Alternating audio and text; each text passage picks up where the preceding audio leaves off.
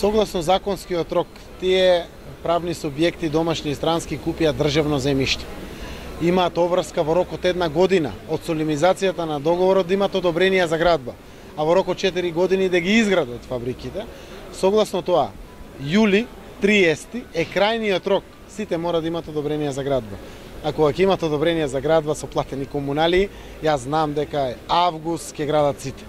Што значи тоа во државните локации тоа е убавината, значи се купува земјиште за да се придвижи кон својата намена, односно да се изгради производствениот капацитет. Веќе сме насочени на другите индустријски зони. Ова зона има само една парцела и таа е за трафостаница, која што треба да ги храни сите овие 16 фабрики. Во моментот ја нудиме зона 3 и 5 или проширената зона Север.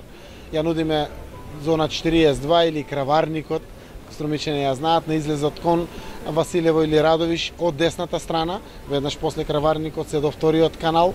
На понуда на 20 март ќе ја дадеме зона Свидовица, која што е веќе на согласност, ќе ја дадеме целата зона во Урбан блок 15, 17, 17/1 и 21.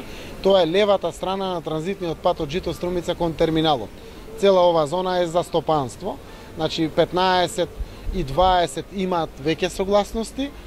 Ги очекуваме до крајот на идната недела согласностите за Урбан блок 17, 17/7 и 21 заради изградба на овие делови. Апсолутно овде за нас е интересна и градбата на болницата од Филип II, дај Боже да се реализира се по план.